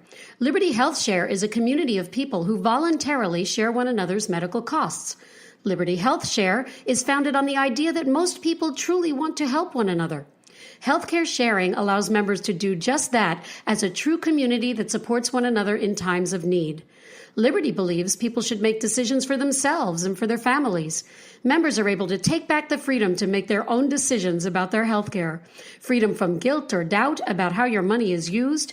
You have the freedom to direct your health care, not to be dictated to by bureaucrats. Stop letting others tell you what to do, and join a community of like-minded people. Exercise your freedom. Join Liberty Health Share and take back control of your health care while helping those around you. Call us at 855-58-LIBERTY for more information, or check us out online at libertyhealthshare.org. That's libertyhealthshare.org. I'm Sharon Engel, and I approve this message. I'm more convinced than ever that a constitutional free market conservative can win even in a battleground state like Nevada. Nevada's Congressional District 2 is a winnable seat where Trump won because these voters embrace the principles of sound governance and constitutional free market conservatism. The reality is the president can lead, but he cannot do it alone. In Congress, we contend with the Republicans who often do not support what the American people mandated on Election Day. Republicans in D.C. could lose this golden opportunity, and sadly, the biggest beneficiaries will be the establishment and crony capitalism. America is closely divided, with Nevada on the front lines of this ideological battle. I need to raise enough money to show that I have support to organize this campaign with literature, travel, media ads, and a small staff. Of course, the larger the amount, the more reticent others will be to challenge me in a contested primary, and the less credible the press attack will be. If you are one of the donors who will send $100 or more by June 30th, we will raise $100,000. That's good. If you give $250 or more, we raise $250,000. That's great. And if you give $500 or more, we raise $500,000. That's excellent. The more we raise in the beginning, the greater the odds are that we win. Please join me on Twitter at Sharon Engel and Facebook. Even though Reed is no longer in charge, the establishment machine lives on to defeat anyone who challenges the status quo of crony capitalism. You can help. Give online at SharonEngel.com or mail a contribution to P.O. Box 17373, Reno, Nevada 89511.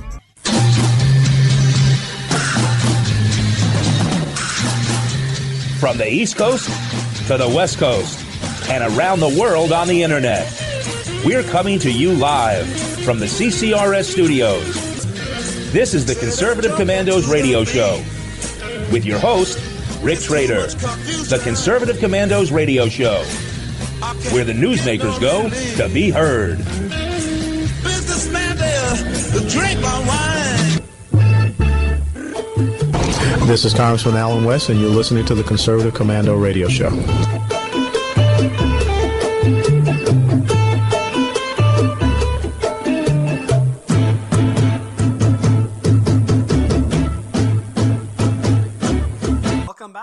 Conservative Commandos, we have our next guest, but before I introduce him, I want to remind our listeners that you can always hear a rebroadcast of our show. To do that, you just got to check out our websites, CCRS Network and CCR Show, both .coms, ccrnetwork.com, ccrshow.com. You can also go to rednationrisingradio.com and redstatetalkradio.com. Always many ways to listen to us in the event that you are not in one of the many listening areas through traditional broadcast media. I am very pleased to introduce the next guest.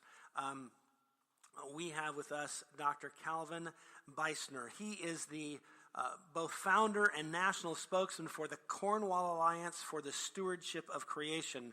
And he is, of course, a friend of the show. He's been on the show before. And I thought that with some of the things in the news this last week, that Cal would be the ideal guest to kind of give us an update on what's happening and what of it makes sense and what of it's completely bonkers. Cal, welcome to the Conservative Commandos. Thanks very much, George. Glad to be back with you.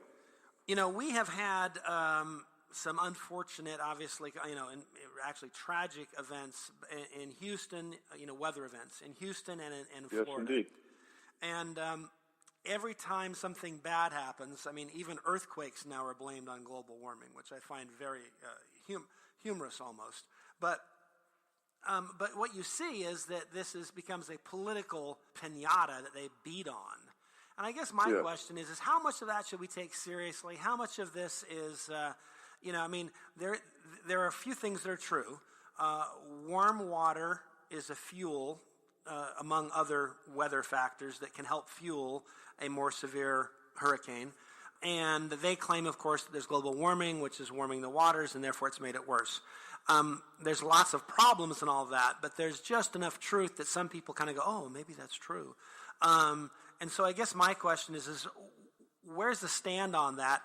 Well, I mean, the first thing to recognize is that the whole claim that human-induced global warming had any significant contribution to either the occurrence of or the magnitude of the intensity of Hurricanes Harvey and Irma is just plain silliness. Now, what you're seeing there when the global warming alarmists point to these things is what Dr. Roy Spencer, who's one of the world's foremost climatologists, pointed out in a book that he wrote recently called An Inconvenient Deception, How Al Gore Distorts Climate Science and Energy Policy. This is a refutation of Gore's new movie and book titled An Inconvenient Sequel, Truth to Power. Dr. Spencer points out that what Gore does, and this is exactly what so many of these alarmists do, is he will point to events that happen naturally anyway, and then he will blame them on global warming.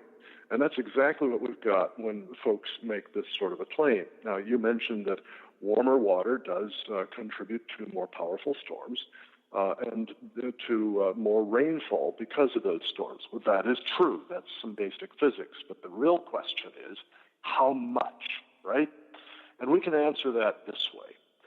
All the carbon dioxide that mankind has added to the atmosphere since the Industrial Revolution can be calculated from first principles to have reduced the overall climate system's ability to cool itself by at most 1%, more likely about 0.25%.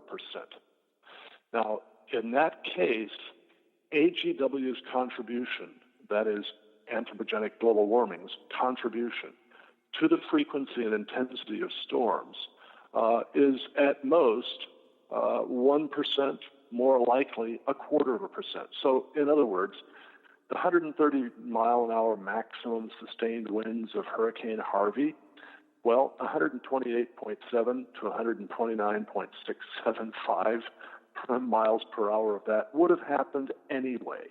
And of the 50 inches of rainfall that came down from Harvey, 49.5 to 49.875 inches would have fallen anyway. Now, that's assuming that all of that increase comes, or all of the increase in global average temperature comes only from the CO2. And in fact, there are plenty of empirical data showing that, as a matter of fact, much of it does not. come from added CO2. So, frankly, hurricanes like this have happened many, many times in the past. They weren't blamed on global warming then. There's no reason to blame them on global warming now. And frankly, we just finished just barely short, 1 month short of 12 years without a single major, that's Category 3 or higher, hurricane making landfall in the U.S. That's unprecedented for the whole time that we've been keeping records of this sort of thing, which goes back into the late 1800s. So that would suggest then, if we were looking closely at the last 12 years up until a couple weeks ago, and we assume that every weather event is somehow directly related by global warming. Caused by global warming, then it would seem that global warming clearly isn't happening. But they weren't saying that. I don't recall anyone saying, "Oh, another year went by, another year, now a decade." Yeah. Or instead, we could say, "Yeah, good old global warming. It kept us from having hurricanes for 12 years." I mean, that's the kind of reasoning, and it's faulty reasoning, but it's the kind of reasoning that the alarmists do. If you don't have the hurricanes, oh, that must be because of global warming. If you have the hurricanes, oh, that must be because of global warming. Now, logicians will tell you that that is a fallacy called tautology. You have made your hypothesis in such a way that no matter what the evidence is that's brought, you can explain it.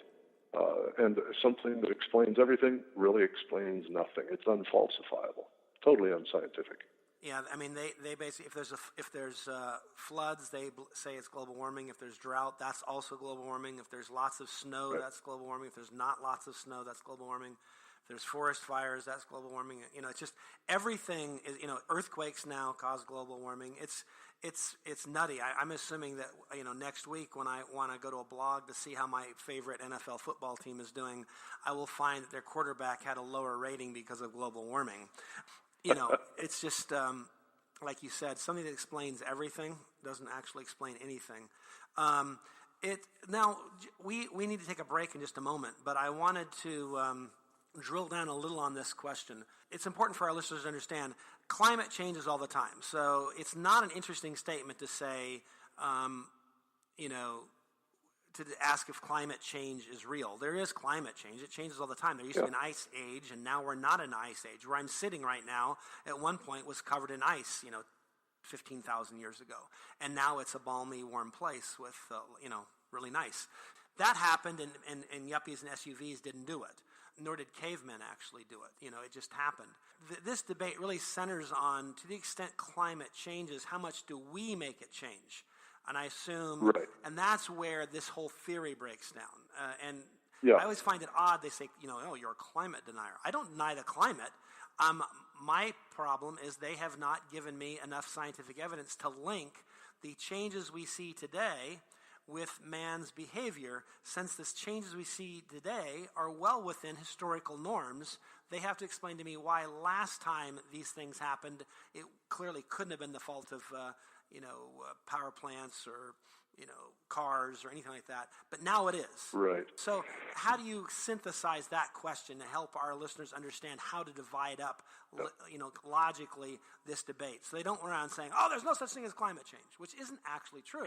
But it's true to say something else. Yeah. The real question is not whether climate changes, but what's making it change, and how much should the different factors making it change contribute.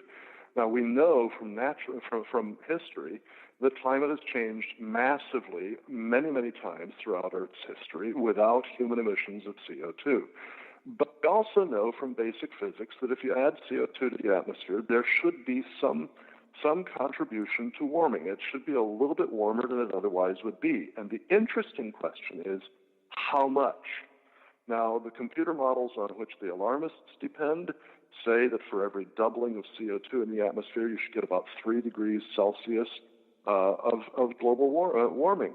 But the empirical evidence is that instead, for every doubling of CO2 in the atmosphere, you'll get some warming, but it probably is so slight that we can't detect it. That's not to say it doesn't happen. It's just simply to say the empirical evidence, and that's the real key to science, the empirical evidence says it's so slight that we can't detect it. And therefore, it doesn't make any sense for us to try to be fighting it. To say that we should spend $1 to $2 trillion a year implementing the Paris Climate Agreement over a period of 70 years, so 70 to $140 trillion, and result in a reduction in global average temperature of only 0.3 of a degree Fahrenheit in the year 2100, that's $23.3 to $46.6 trillion per 0.1 of a degree Fahrenheit reduction. That just doesn't make sense. That's the kind of thing that Roy Spencer explains in his book, An Inconvenient Deception, which, by the way, your listeners can get free as our thanks for a donation of any size to the Cornwall Alliance. Just go to cornwallalliance.org and subscribe to our email newsletter. They'll find out how to get that free this month. We've got to take a quick break. I just want to remind you that we're coming to you on the Conservative Commandos Radio Network. Don't go away. We'll be right back. The Conservative Commandos Radio Show is the commander of the Conservative Commandos Radio Network. We've established a front line of conservative leaders and ironclad patriots to revive the promise of America. There must be some kind of way out of here. We patriots have succeeded in securing the next 4 years of American prosperity, sovereignty, and liberty under President Donald Trump. But the fight is never over, and we must be forever vigilant. Do you have a passion for American values? Do you believe in preserving the American dream? If so, listen to the Conservative Commandos Radio Network or around the world on the internet at ccrshow.com and ccrsnetwork.com. Check out our websites for rebroadcasts and network updates. We are the Conservative Commandos Radio Network, where even more newsmakers go to be heard. Everyone loves liberty. Our rights come from God, not from government. So why are you letting other people tell you what's best for your health care? Exercise your freedom with Liberty Health Share. Liberty Health Share is a community of people who voluntarily share one another's medical costs. Liberty Health Share is founded on the idea that most people truly want to help one another. Healthcare sharing allows members to do just that as a true community that supports one another in times of need. Liberty believes people should make decisions for themselves and for their families. Members are able to take back the freedom to make their own decisions about their health care. Freedom from guilt or doubt about how your money is used. You have the freedom to direct your health care, not to be dictated to by bureaucrats. Stop letting others tell you what to do, and join a community of like-minded people. Exercise your freedom. Join Liberty Health Share and take back control of your health care while helping those around you. Call us at 855-58-LIBERTY for more information, or check us out online at libertyhealthshare.org. That's libertyhealthshare.org. I'm Sharon Engel, and I approve this message. I'm more convinced than ever that a constitutional free market conservative can win even in a battleground state like Nevada. Nevada's Congressional District 2 is a winnable seat where Trump won because these voters embrace the principles of sound governance and constitutional free market conservatism. The reality is the president can lead, but he cannot do it alone. In Congress, we contend with the Republicans who often do not support what the American people mandated on Election Day. Republicans in D.C. could lose this golden opportunity, and sadly, the biggest beneficiaries will be the establishment and crony capitalism.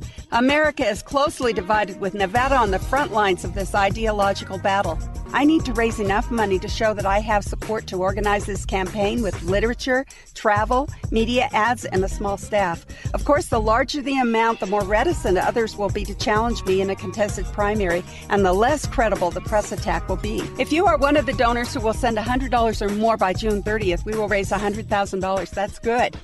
If you give $250 or more, we raise $250,000. That's great. And if you give $500 or more, we raise $500,000. That's excellent. The more we raise in the beginning, the greater the odds are that we win. Please join me on Twitter at Sharon Engel and Facebook. Even though Reed is no longer in charge, the establishment machine lives on to defeat anyone who challenges the status quo of crony capitalism. You can help. Give online at SharonEngel.com or mail a contribution to P.O. Box 17373, Reno, Nevada 89511.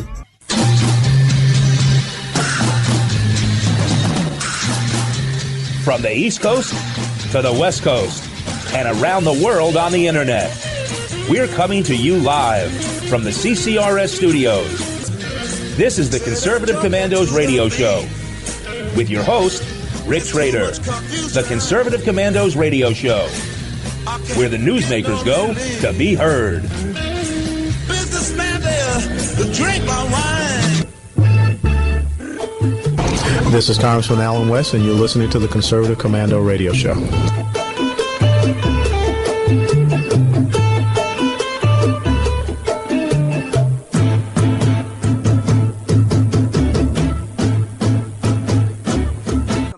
Conservative Commandos. If you would like to hear a rebroadcast of our show today, check out our website, CCRS Network and CCR Show, both .coms. You can also go to Red Nation Rising Radio and Red State Talk Radio, again, .coms. You can always listen in to Conservative Commandos. I've known Cal for more than a decade, and he has been following the many issues, but certainly the climate change issue. And if you want somebody who's going to deal with the facts fairly and accurately, he is an excellent source, and we've been discussing this whole thing. So, did you get a chance to either watch or see or hear about the telethon that a lot of the left folks were involved in? No, I didn't, George. I've been a little busy here prepping for and enduring and recovering from Hurricane Irma. Fair enough. That makes sense. They were raising money, and I appreciate that they were raising money. Yeah. But they started off with kind of an odd. You had Stevie Wonder with this weird kind of. When I say weird, it was like church organ music in the background. But what was weird is I wasn't at church, and then he talked about how you'd have to either be, in his words, I thought it was odd that he would say this. Stevie Wonder telling us that we were either blind or stupid if we didn't believe in, global warming. And then you had Beyonce telling us that one of the things that global warming had caused in the last couple weeks was a severe earthquake somewhere on the other side of the globe. And I thought to myself, can't you people just help somebody who's hurting right now without your sanctimonious, idiotic, stupid tripe? It's just, I don't get it. It's like every moment is a chance to advance their politics more than it is to help. You could probably fit all of their knowledge of the science of climate change into a thimble. I mean, they're wonderful entertainers, but they are not climate scientists. They're not scientists of any sort. They're not historians of climate. They're not historians of environment. They're not economists of energy production and distribution. They have no knowledge about this, and yet the sad thing, I think that the far sadder thing than that they would voice their opinions publicly is that so much of the American public will believe them. Yeah, I mean, an example would be Beyonce says that, and I guarantee you half the listeners kind of in their head go, oh, okay, yeah. And obviously, it's not like when you or I speak on this topic, the whole world tunes in. But Beyonce tunes in, and it's on the Twitter explodes, and everything else. So it's just, to me, it's an interesting. Yeah. You have essentially the blind leading the blind, literally, because you have Stevie Wonder leading us on climate change discussions, complete with church music in the background, which to me suggests that for them this is a religion. I actually appreciate church organ music. I enjoy it every Sunday morning, but I'm not worshiping Mother Earth, and I'm not worshiping climate change dogmas and so forth when I go to church. I think it's a little higher cause there. Yeah, USA Today reported a couple of days ago that faith-based charitable organizations have provided 80% of the disaster relief so far following Hurricanes Harvey and Irma. And I think that's just fantastic. I mean, this is a great demonstration of how Christian compassion properly reaches out. And as I thought about that, I thought, everything government does, it does very inefficiently. It's just the nature of the beast. Can you imagine if the 20% of disaster relief that was done by government agencies hadn't been done, but that the money behind it had been available to the faith-based organizations instead, we'd have seen even more disaster relief actually getting to the people who need it than what we have seen. And so, this is one of the reasons. This is one of the reasons I'm so very much in favor of turning more and more of government activity to the private sector, particularly private charitable organizations, and getting government back to its basic tasks of law enforcement and national defense. Yeah, you make a good point there. If you think about a key component of most every religion, and certainly in Christianity a big deal, is the idea of being charitable, having this pure love in you that causes you to help people wherever you possibly can. And that devotion to that's important. And what's interesting is when it's done privately, it's done so much more efficiently, because generally the people who do the labor do it for free instead of having to pay them, a salary and a retirement plan. They just show up. I remember when our church, we have already sent people down. I personally went up to New York during the Sandy problem and spent time there, as did my teenage sons, and literally just showed up at people's houses, walked down streets and says, what can we do to help? And started cleaning out houses and, getting sand and sludge and mud and pulling drywall off of walls that were destroyed, whatever. I don't know how that gets valued. I don't actually care because the people, but when people keep track of that, if the government does that, that just means they hire contractors to come in and do this stuff. And when we did it, I don't even know if it gets recorded as being done. I suspect that it's tremendously understated, but I think it's important. And you make a good point on the value of people with a commitment and a faith. Yeah, another really simple example of that comes from what happens so often when hurricanes hit particular areas. People who live in especially vulnerable areas or in homes that are not built to more recent codes need some place to weather the storm, to shelter. Well, we put up 2 families in our house through Hurricane Irma this weekend. We've done that in the past with hurricanes, 12 years ago, 13 years ago. But we're just one of thousands and thousands of households around the state of Florida who, during Hurricane Irma, put up friends who didn't have homes that they could be sure they'd be safe in. None of that's going to be counted in terms of the cost. But if those people had to be housed in hotels paid for by government or something like that, the money amount would be huge. This is something that, as I say, religious people, and I'm a Christian, particularly have this call to love our neighbors as ourselves. And when we do this, we can get so much more done with so much less than what government does. That's the truth. Our time is about up, Cal, but I wanted to pose 2 quick questions to you.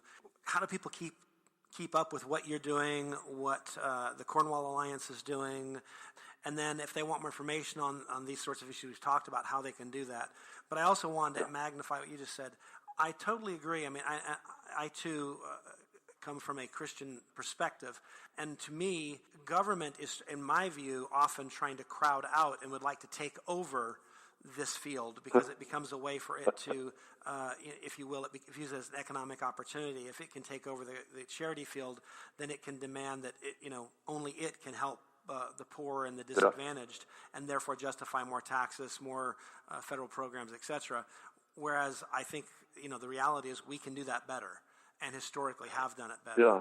But, in fact, I just blogged about that just this morning at Cornwall Alliance's website, cornwallalliance.org. How much do we really need big government for disaster relief? And I think the answer is hardly at all. If government will just simply make sure that the laws are obeyed, that we don't have crime waves going along with disasters, looting and things like that.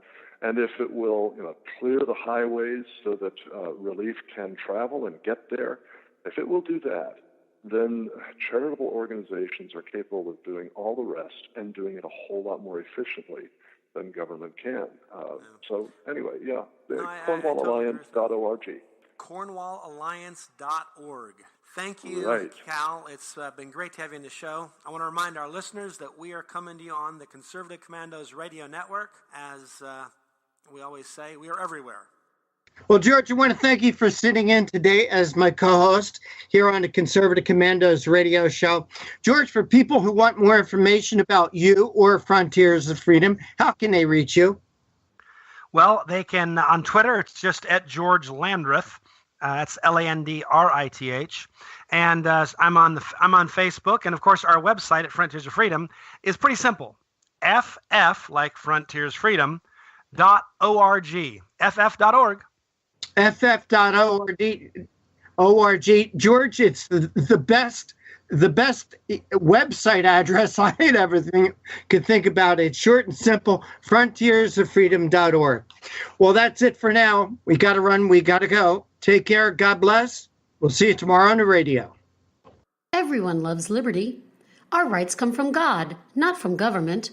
So why are you letting other people tell you what's best for your health care? Exercise your freedom with Liberty Health Share. Liberty Health Share is a community of people who voluntarily share one another's medical costs. Liberty Health Share is founded on the idea that most people truly want to help one another. Healthcare sharing allows members to do just that as a true community that supports one another in times of need. Liberty believes people should make decisions for themselves and for their families. Members are able to take back the freedom to make their own decisions about their health care. Freedom from guilt or doubt about how your money is used. You have the freedom to direct your health care, not to be dictated to by bureaucrats.